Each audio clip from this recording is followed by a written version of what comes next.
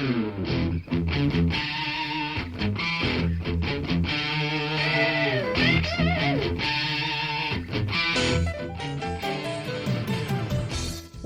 to Thriving Entrepreneur with your host, Steve Kidd, third-generation minister and 30-year business coach.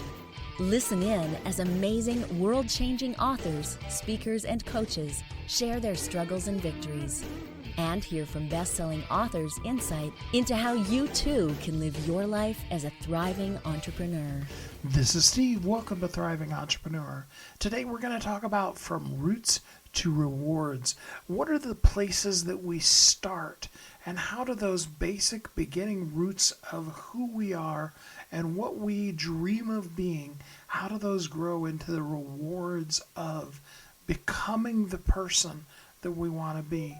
And how do we overcome the things in our life that get in the way, whether it be physical, emotional, or other kind of things that get in the way? How do we go from our roots through our challenges and to our rewards, to live and be in a place where we are always living as a thriving entrepreneur? Let's jump into our three really great guests here. Here's the first one right now. Join me in welcoming Lynn Miller. Hey, Lynn, how you doing today? I'm good, Steve. Thanks for inviting me. Yeah, absolutely. Thanks for being with us here today. Start us off by telling us a little bit about you and how you show up in the world. Well, I am a veteran of the learning industry. I was in it for 25 years, and I'm also a veteran in the business development sales industry. I did that kind of work for about 15 years.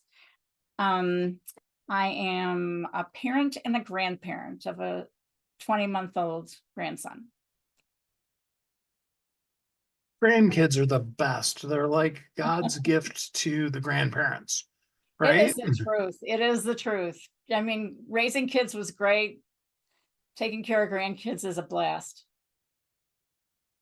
So over the course of all that you've learned in business, I even saw it on your background. You talk about helping people 10x and those kind of things. Mm-hmm. What is the most important thing to finding the opportunity that's right for you and then really, truly growing it? Thanks for that question. The thing that I really want to find with an opportunity is somebody who's been in business for at least probably 5 or more years, more like 10 or more years, and has done a lot of speaking and workshops and writing about what they really feel passionate about related to business. And I like to work with those people and find out within those areas that they are passionate about, what is it that they enjoy talking about most or enjoy helping people with most. And you can hear a dramatic change in the voice of the person when they speak to you, that there's something other than what they know that really matters to them. And I love looking for that other thing that matters to them most. And that is what I love to 10x. And by 10x, I mean finding multiple platforms, multiple ways to teach people about how to learn, how to do what you know how to do, how to approach problems, the way you approach them, etc. I love that. I was just trying to think if we could, I don't think I could come up with a 10 list right now. So let's talk about it. You've got, group coaching, one-on-one coaching, courses, speaking. Give me some other examples. Some other examples, thanks for asking, is actually the customer journey. Teaching your ideal clients or customers how to work with you or what you believe are the best ways for them to be working. That education process is another way of 10xing your expertise. Ooh, I'd love to hear you talk more about that one. So okay. Teaching people, because I love the concept of that, but I guess I'm not totally sure. How do you monetize that? How do you make it where you're not just giving away all of your stuff for free and getting soaked, having people constantly pump you for free information? It's a problem I experienced just recently, and that was the day I came up with another offer, to be honest with you, Steve, because somebody was pumping me for information about how to adapt their training for an online program. And I was like, I could charge people for this. So, so it's whatever, whatever's hard for other people to do and easy for you, that's something that you can monetize. And for me, when it comes to the customer journey and educating the customer, there was I don't know if I talked to you about this. There used to be a slogan for a retailer that said, an educated consumer is our best customer.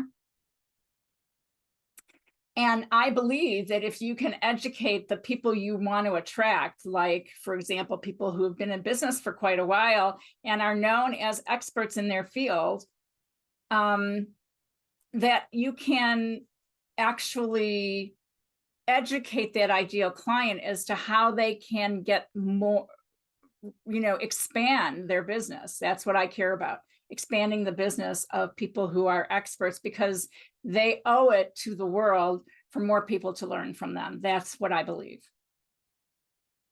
Love where your head's at with this. And if it's okay, I'd like to go even a little deeper. So all too often, many of us grew up not really valuing ourselves. I know there's everybody else out there who doesn't, but I'll call myself out on that one. Okay. And so how do we then begin to learn how to charge for things that we have very generously and very easily given away for days, weeks, months, years, decades?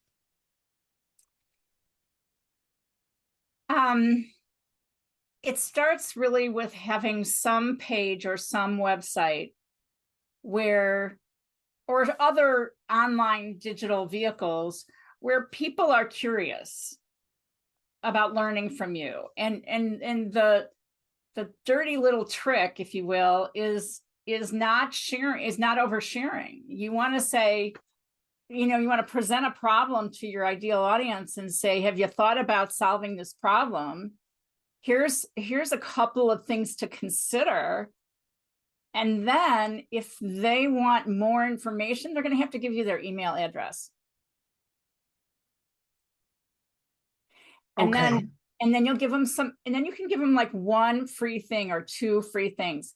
And then if they want really to interact with you because they like your personality and they love the way you solve problems and you've shared stories, then they can pay for what I would call like a 1 hour taste of working with you session.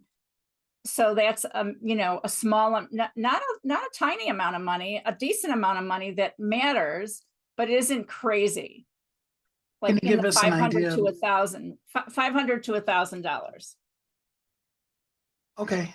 I'm sorry, didn't mean to interrupt. Go on, please. Okay. $500 to $1,000. I don't really feel that great about charging $100 or $200 for anything that I can offer.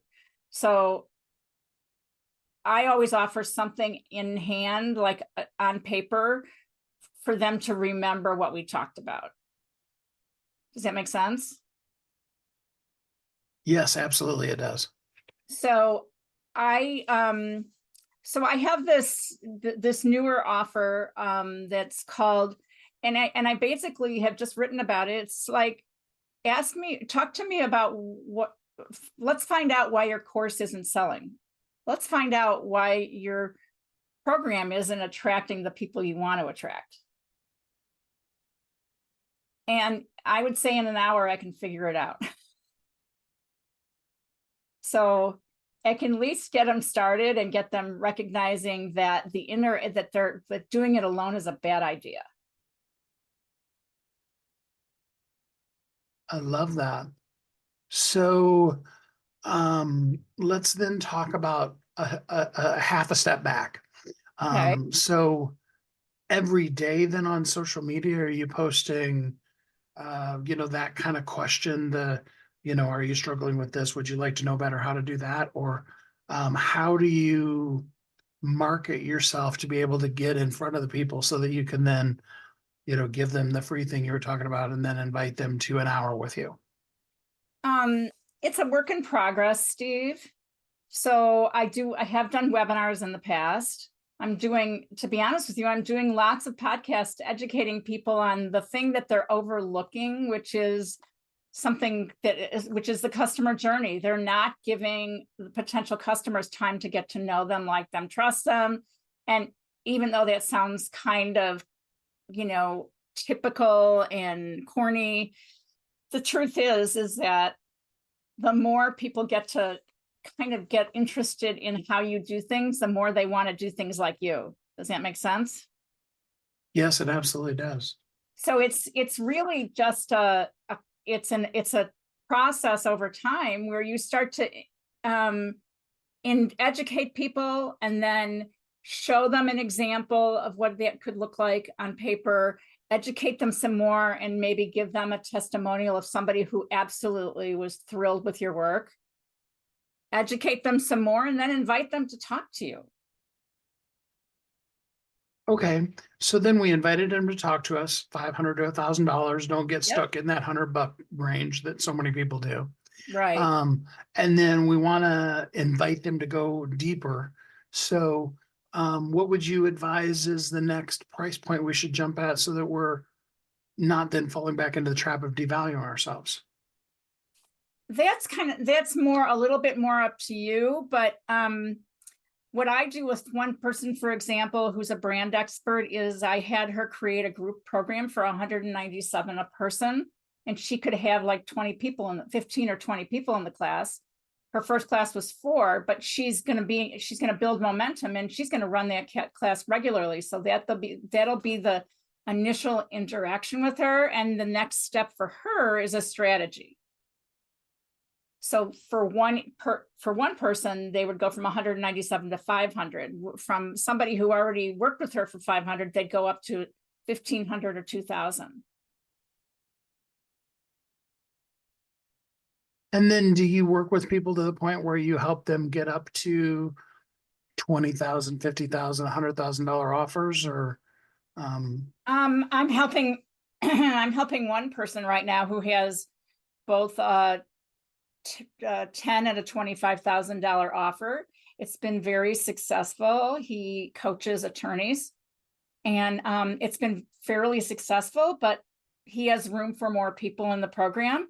And when we looked at his website, it was a lot of information about him and very little opportunity for the ideal client to even identify themselves as the ideal client, number one. And number two, for them to really get curious about what kinds of tools they could get if they worked with him, and what the experience might be like working with him. So you got to give people a chance to have a taste of how you work with them and how they feel after they've worked with you. I don't know if that answered your question. Yeah, absolutely it did. Yeah, so some even small little courses that are 45 minutes, those are the ones that can be under $100, Steve, or right around $100. But in those kinds of courses, they're not really doing anything, but they are absorbing how you work and what you think is important, and they want to learn more after that. So then that's when you can go up to something like 500 or 1,000, or, I have one person who has a program that she's about to roll out for 10,000 a month. And we're going to create a sample course that's 45 minutes for people to try. I love that. And you wrote a book. Tell us just a little bit about your book and what we can learn in it. The book is Lead from Within. I collaborated with 8 other authors to write this book. They represent 5 to 6 aspects of leadership that entrepreneurs need to be successful. And the part of the trait that I focused on was being an opportunity champion, which really is something that I thought I was pretty good at until I started writing the book. And then I discovered there were a few things I had to discover for myself, but I'd already done that by the time I wrote it. I just shared the journey of going from seizing every opportunity I could, running after shiny things, to having a purpose behind what I wanted to pursue as an opportunity. And for people who would like to go deeper with you, since we've kind of outlined what the process is going to be with you, how can they jump into your first initial, offering or free gift? The first place to look is on my LinkedIn profile.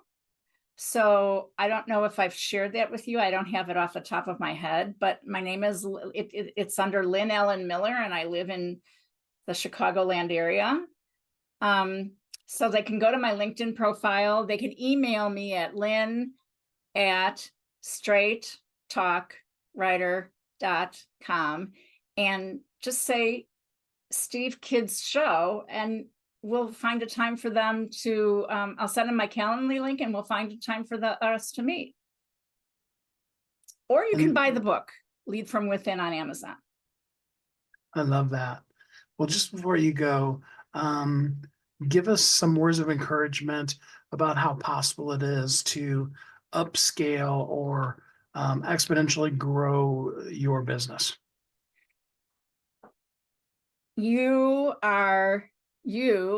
All of you who do speaking and workshops and write about what you really care about and who you really care about, you are an opportunity champion waiting to happen. And I want to help you get there.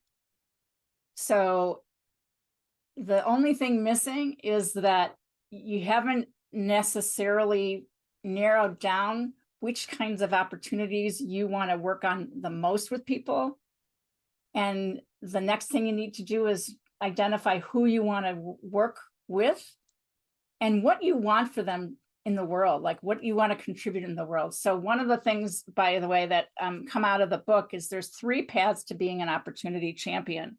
One of them is to build on past success. The other one is to take a turn and take what you've learned and take it in a different direction. And the last is to really focus on the difference you want to make in the world. And in all cases, you're going to make a difference, but it just matters what gets you excited most. Well, Lynn, thank you so much for spending some time with us here on the show today. Thank you. I appreciate it. Are you an opportunity seeker? Do you look for places for opportunity and for growth in your life, to go from those roots to the rewards in your life so that you can be a thriving entrepreneur? We'll be right back.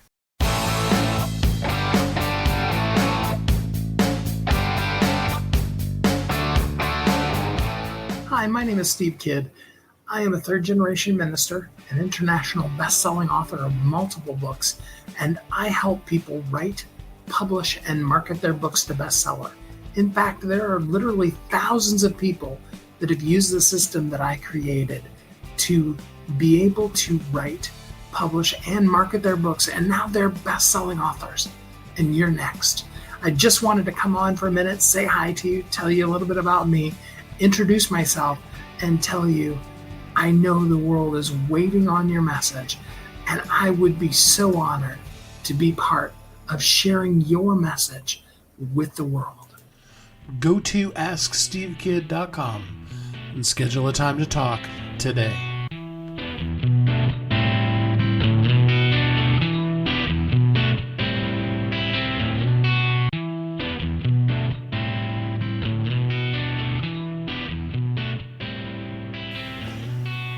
This is Steve. Welcome back. Today we're talking about going from roots to rewards, and in between some of the challenges that we come in along the way to get to that place that we all want to be, those rewards of living the life that we want to live and being a thriving entrepreneur. Join me in welcoming Jessica Procini. Hey, Jessica, how you doing today? I'm well. Thank you so much for having me. So to kick us off, tell us a little bit about you and how you show up in the world. So I am the founder and leader of escape from emotional eating. And since 2011, I have been helping women who strive for excellence heal the roots of their emotional eating so they can embody their full potential. And I've been doing this work for a little over 12 years now, and I really, really love it. So, how many of the people that you work with, I've been dying to ask you this question since I very first saw your bio. How many of the people that you work with start from the place of saying, I'm not an emotional eater, I just really like food? Um, I would say if I had to survey, I would imagine that a large majority of people go through that as a phase. And it's a phase before they come to the acknowledgement that, in fact, what they're doing with food is disordered. And they can't really get a handle on it on their own. But they're also not as a severe case as someone who would need to go to like an eating disorder clinic, or like that feels too extreme for them. So a lot of people go through kind of many different phases of denial and telling themselves like, oh, this isn't a big deal, or oh, I should have this figured out by now. And then that kind of transforms into, why can't I just eat normal? And why can't I just figure this out? And then a little bit later on down the road is where they may be reaching out for help. But I will say that I personally still really enjoy food. So I was an emotional eater. That's how I got into this work. Um, but I do love food, but I love it very differently than when I was using it as a self-destructive coping mechanism. Gotcha. So, and maybe that's good. And maybe I don't even understand it, but for the people that are listening, explain to us the difference between somebody who just overeats and somebody who has a disorder involving food. Yeah. So on the disordered side is where you're using food to either avoid, so for example, avoid feeling certain feelings, or avoid even certain experiences, certain emotions. You may be using food as a way to numb or kind of take the edge off of a long, stressful day. It's where food can tend to vacillate between a reward or a punishment based on what's happened through the day, or even life. It's where food is not being used for truly pure intentions, and where it really starts to become something that needs to be addressed is where it starts impacting other areas of life. For example, the person may be having certain health issues, particularly like digestive issues tend to show up first, maybe even some skin issues. A lot of people will often tell themselves, oh, I can't fill in the blank until I lose X amount of pounds, really coming from a place of like they don't feel worthy of love or a relationship or whatever the achievement is. So there's a lot of stuff beneath the surface, and that really is what my work is about and what my work addresses. But where a relationship with food can be unhealthy is when you're using food to either avoid, numb, distract, because whatever it is you're trying to avoid, numb, or distract from isn't going to go anywhere. What you resist persists, so it will catch up with you over time. So I'd love to talk about some of the things that make what you do unique. You mentioned in your bio Overeaters Anonymous and things like that. And, unlike AA or any of the others of those kind of things, where the concept is to understand that's just not something you can do anymore. Mhm. You really can't ever get to the place where you can just understand you just can't eat anymore. Just don't Right. eat ever. So what did you discover that was able to help people when in a lot of cases that system doesn't really work when you're talking about food? Well, the first thing that differentiates my work from something like a 12-step program or something more severe like an eating disorder clinic is that we come to the table understanding that the issues with food that someone may have is not necessarily a full-blown addiction. It's where they are conscious of what's going on. Yes, they feel out of control, but it's not as extreme on the spectrum as where, for example, if you go to an OA meeting, they start with this kind of acceptance that like food has had power over them, and there is this kind of underlying understanding that this is something they're going to struggle with for the rest of their life.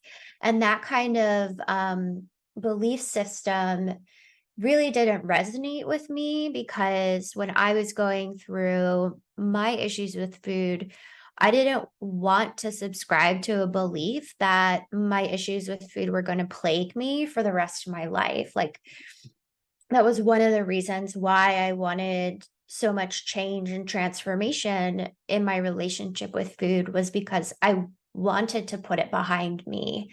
Um, that being said, there is a commonality in that our relationship with food is one that we are constantly working on. But I really didn't align or subscribe to, I will always be a food addict, and this is always going to be something that I have an issue with. So that's one of the things that really separates my work from a 12-step program in that regard, is that I really do believe in full freedom, and that is everything that my work is about and what we are doing together when we work together. Another thing that differentiates my work from something like a 12-step program is the fact that it is private and that it is one-on-one. So, like, when we are working together, you and I are working together. Oftentimes, because I work with people who strive for excellence and who are high performers, high achievers, a group setting can often work against them. There can be a lot of comparison, even competition, not consciously, but unconsciously. And so they won't necessarily put themselves in a group experience because it actually ends up working against them. So that's why my programs are private. And that also allows me the ability to customize things, whether it's what we're doing in a session or how I want to kind of lead them through a process. I might reorganize steps within the system so that it's really tailored to the specific client. And I can confidently say you won't get that high level support from a group program or really a lot of programs that are out there. I love your methodology and the concept of the type of person you're working with, especially. They may be private enough that they're not even going to talk about this with the people they live with. But it brings up an interesting question. Because too many people in our lives love us with food. How are you doing? Are you losing weight? Would you like some cookies? None of us have a mother like that, right? um, how do we first of all learn how to say no, and second of all then begin to teach those people in a way that doesn't take away our dignity or need for privacy or what have you? I'm so glad that you brought this up, because I think one of the places where a lot of people struggle is how do they stay in integrity with themselves, with food, when they're in relationship with others. And this is something that I do address in my work with my clients, and we do navigate this in many, many different ways. Everything from how do you say no? No, thank you, or I'm full, or I'm complete. How do you say no, thank you when everyone else is diving into dessert and you feel full and satiated, to even navigating difficult conversations in long-term relationships about what's really going on for someone in their relationship with food. I know for myself, I've been married for a little over 6 years now, and I've been with my now husband for more than 10, and there have been many, many times where I've had to have honest, vulnerable conversations with him, really about like, what do I need? And that doesn't even necessarily have to do with food, especially now that I am free from emotional eating and has been so long since I have emotionally eaten. Now the conversations are still about what do I need, and here's what I would like, and kind of negotiating those things with him. But it doesn't revolve around food, where I would say in the early days, a lot of the conversations were around food because that was something I was transforming my relationship with. So all that to say is that if someone who's listening, if you find yourself sabotaging yourself or your health when you're around others, I would really recommend receiving support around that, because it can be really difficult to navigate when it's just yourself, and trying to navigate new territory in that way. I love that.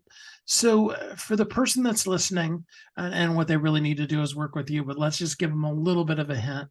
How can they begin to address the emotional eating in their life? So I would really recommend going to a resource that I have on my website. You can go to innerwork.me. This is an assessment that will highlight which of the 4 roots of emotional eating is activated for you.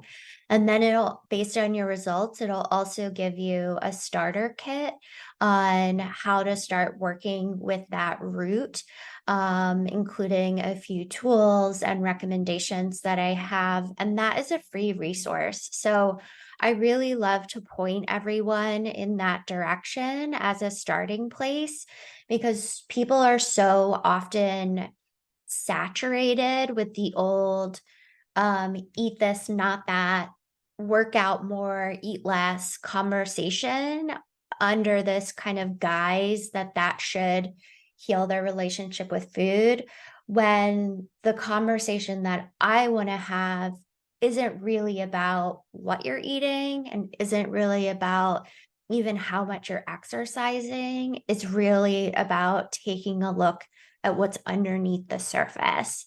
So that assessment and that starter kit is a really great, gentle way to start peeling back the layers and looking at what are some of the threads that are keeping an emotional relationship with food locked into place. And give us that URL again. It's innerwork.me. Okay. And is that the URL to go to too if they want to work with you?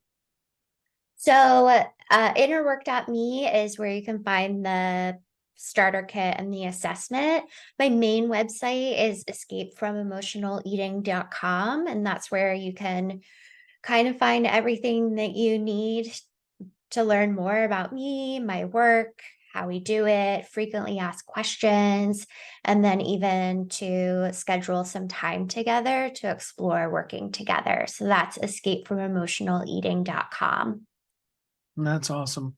Well, before I let you go, give some words of encouragement to the folks that are struggling with their eating habits. So let me tune in here for a second. I would say that if you are struggling in your relationship with food, the urge to put it off, to deny it, to tell yourself it's not that big of a deal, the pull for that is going to be so, so very strong. And if you're listening to this and you're hearing these words, my high recommendation is that you reach out for help, whether it's me, whether it's an expert in your awareness, you reach out for help, because the longer that you put it off and the longer that you pretend it's not as big of a deal as it actually really is, the more you stay locked in the emotional eating cycle. And it doesn't have to be this way. It can change. It will change. It needs to change. So you can find me at escapefromemotionaleating.com. But my high recommendation is watch out for the urge and the strong pull to discount it, to deny it, to push it off, and instead take your issues with food seriously and reach out for support. Jessica, thank you so much. I appreciate all that you're doing in the world, and thanks for being a guest on the show today. Thank you. Heal those roots, learn to live above, and learn to be a thriving entrepreneur.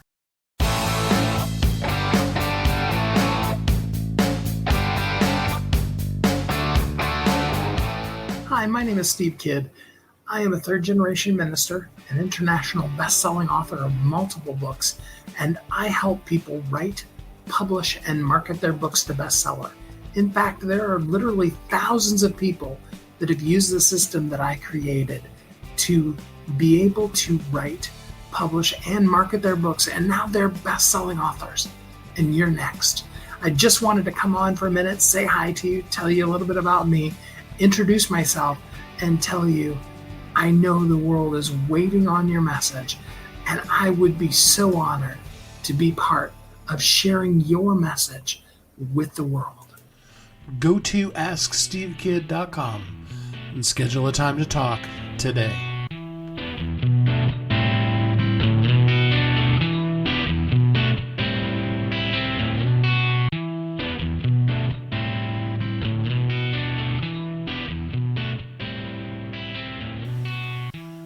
This is Steve. Welcome back. Thanks for listening to Thriving Entrepreneur today as we talk about from roots to rewards. We've talked about some of the roots that we have that sometimes even causes problems, and some of the rewards and the opportunities. Let's move on to our next concept of really finding our rewards in life. Join me in welcoming Dmitry Shapiro. Hey, Dmitry, how you doing today? Hey, I'm doing great. Excited to chat with you. Absolutely. Start us off by telling us a little bit about you and how you show up in the world. Well, I'm an old nerd. I started writing code in 1984 after watching the movie War Games in the theaters. Got home and decided I wanted to be a hacker. And so that's what I did in my high school years. Instead of going out and having fun, I sat in front of a monochrome screen writing code, and then studied electrical engineering.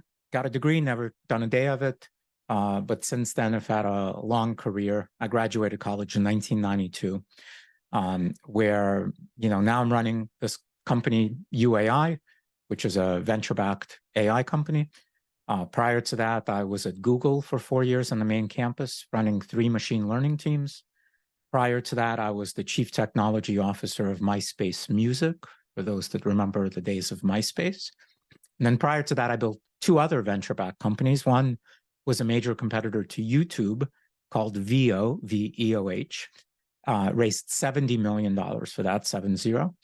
And before that, I built a venture-backed enterprise software cybersecurity company called Aconix Systems, raised $34 million for that. And prior to that, I spent 5 years at Fujitsu, giant Japanese company where I built their web team from 1995 to 1999. So as I said, I'm an old nerd. I love it. You and I are going to get along so well.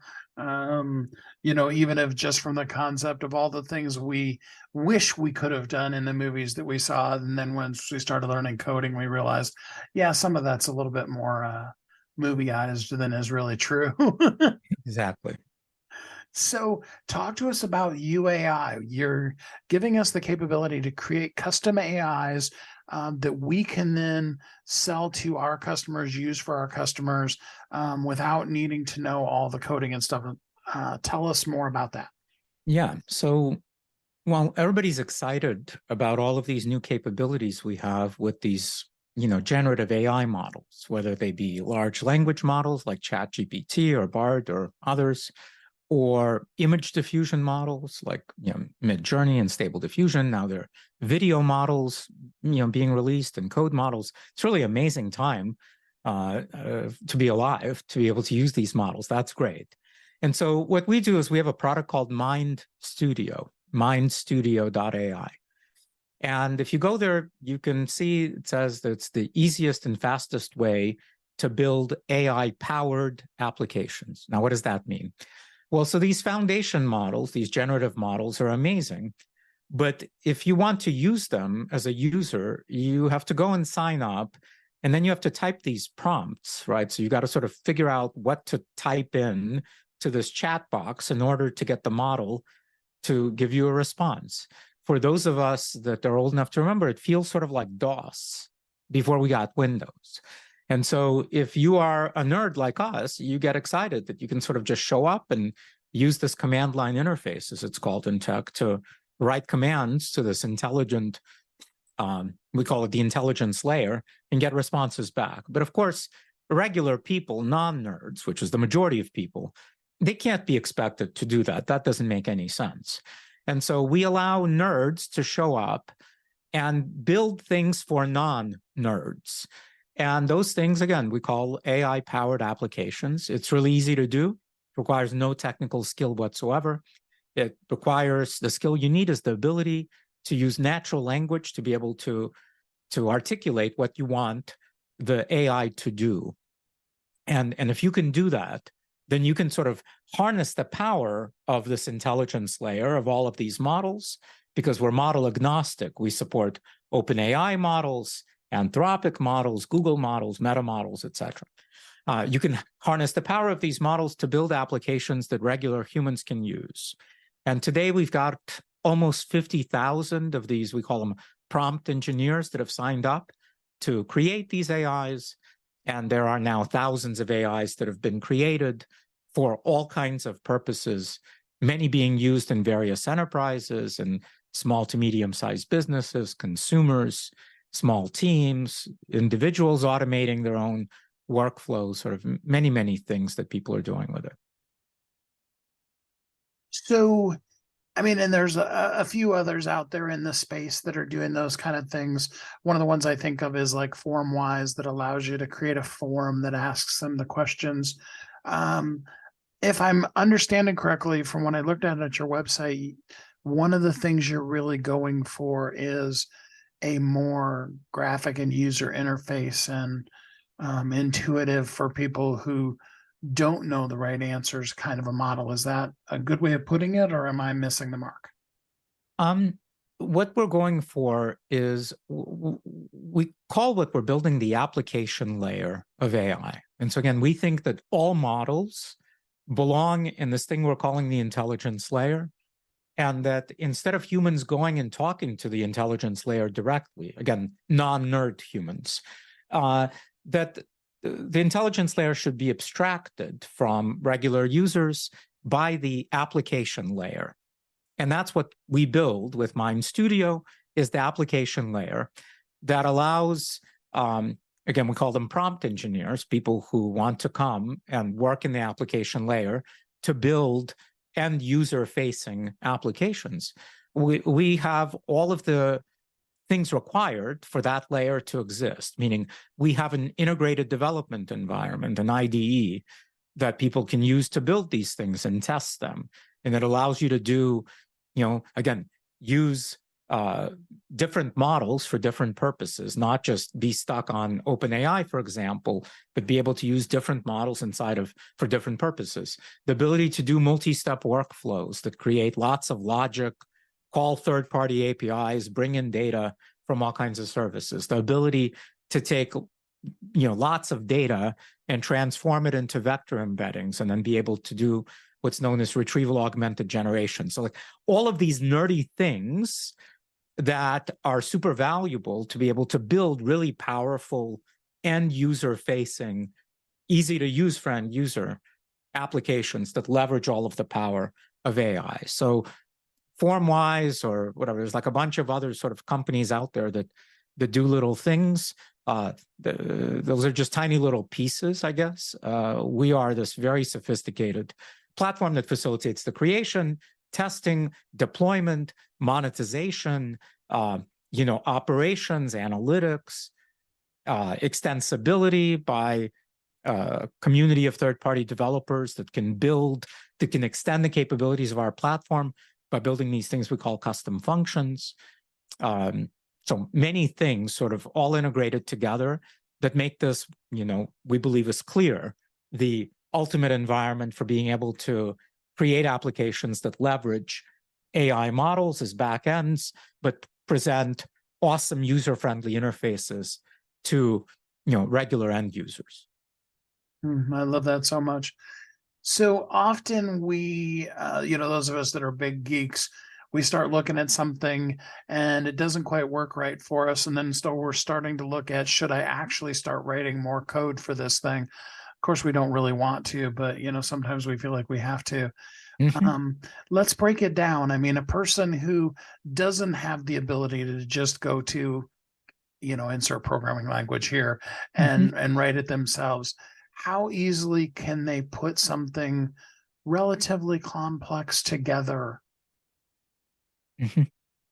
Well, I will argue that even if you are a person who can write code well, this is still the right tool to use to do the interface to the intelligence layer. And in fact, this isn't just my opinion. There are, I've talked to a handful of developers that are doing exactly that, where they are building web applications, or some are building native applications for iOS and Android.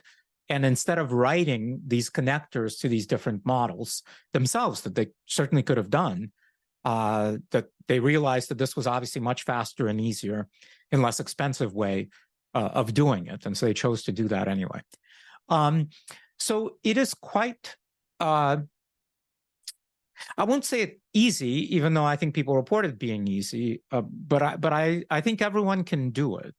Meaning everyone can show up to mindstudio.ai and watch some YouTube tutorials, short YouTube tutorials, and very quickly start creating really sophisticated, AI-powered applications for all kinds of things, for enterprises, and you should be able to be proficient at it with about a, half an hour to an hour maybe of watching those tutorials and playing around. So a very steep ascent to mastery, but in very short period of time, and I think very attainable.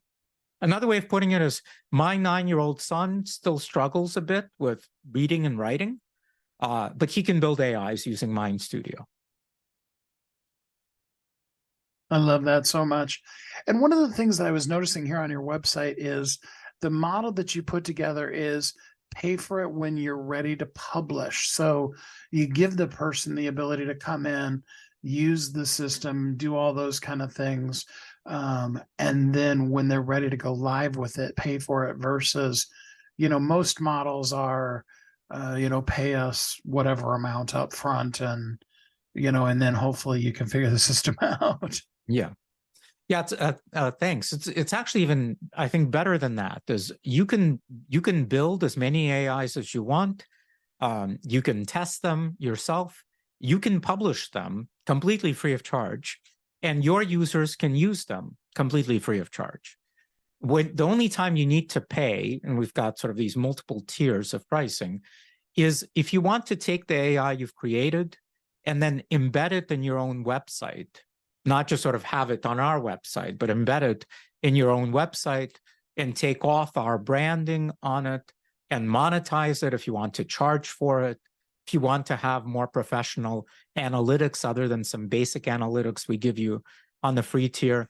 So that's the time when you need to pay for these things. And we've got 2 tiers. One is $23 a month, and we call that the Pro tier.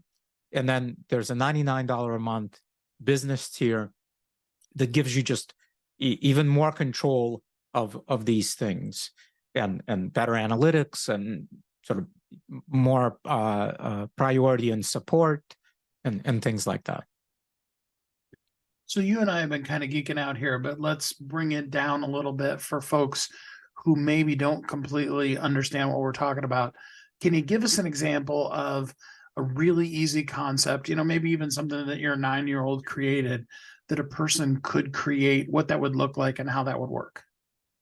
Totally. So as I mentioned, there's almost 10,000 now AIs that have been created since we launched this about 3 months ago. So lots of AIs.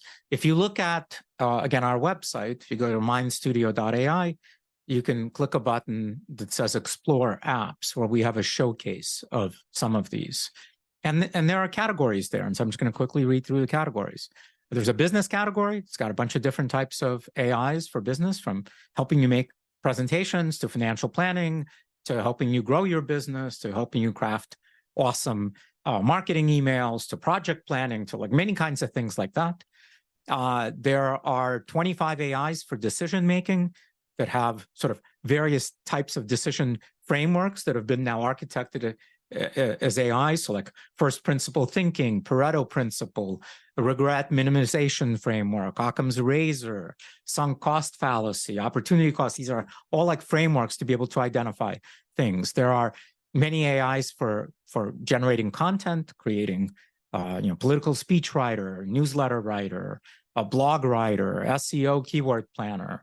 There are many AIs for job seeking and your career. There are many co-pilots.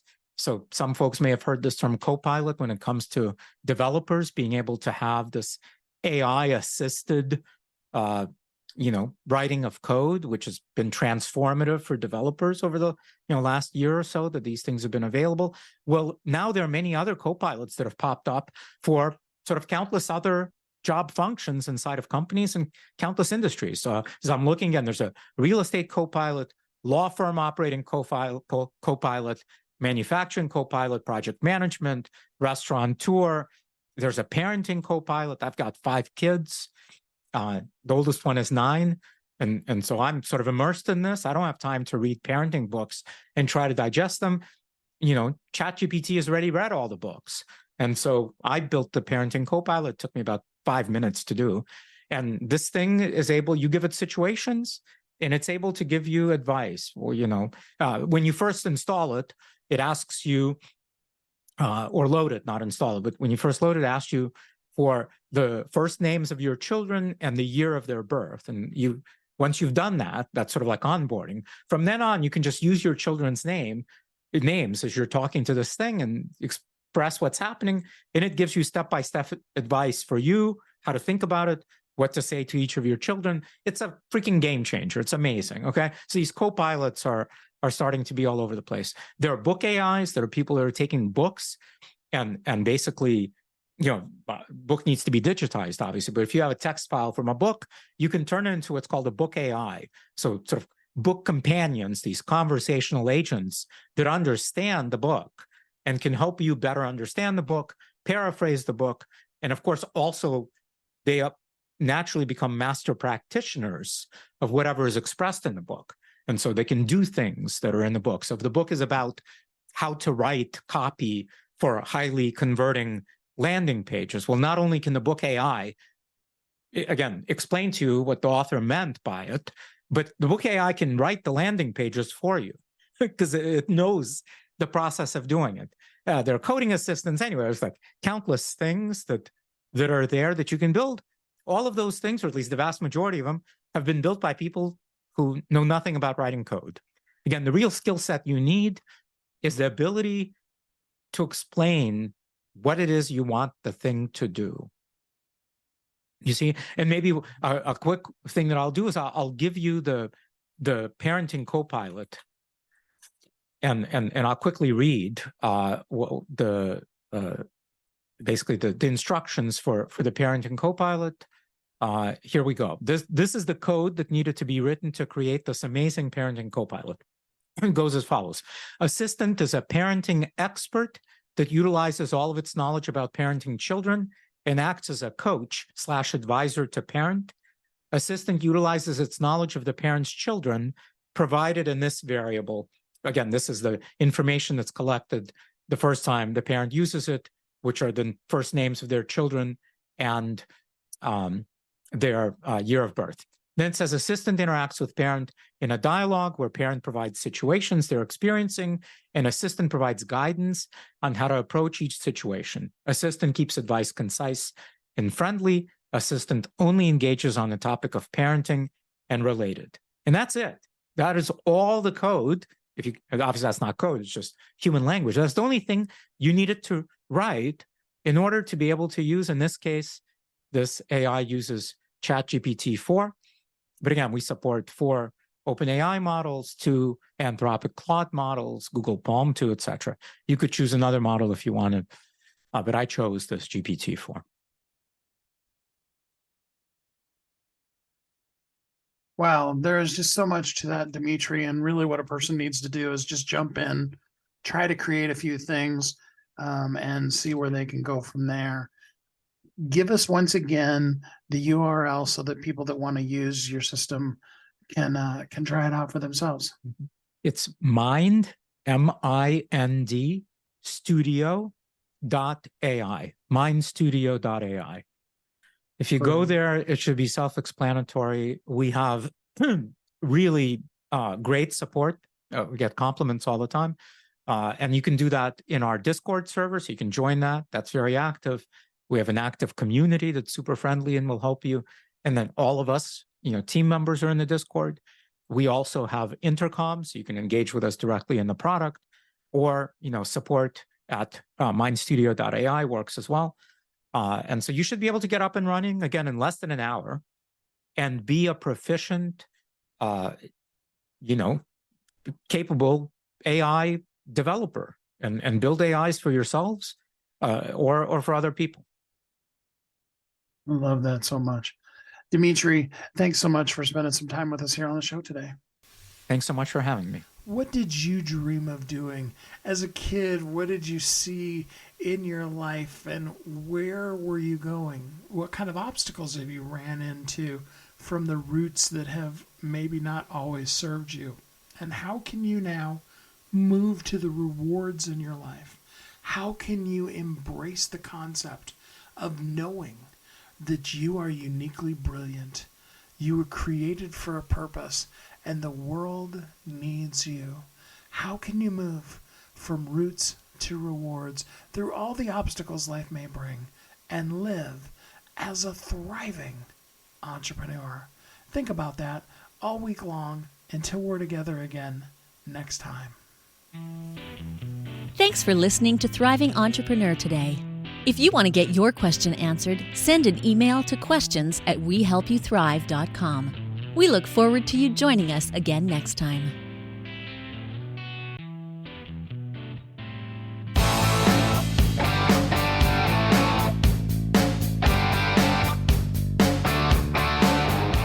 Hi, my name is Steve Kidd. I am a third-generation minister, an international best-selling author of multiple books, and I help people write, publish, and market their books to bestseller.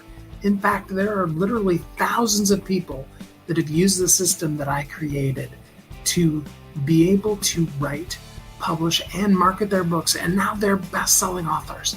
And you're next. I just wanted to come on for a minute, say hi to you, tell you a little bit about me, introduce myself, and tell you I know the world is waiting on your message, and I would be so honored to be part of sharing your message with the world. Go to AskSteveKidd.com and schedule a time to talk today.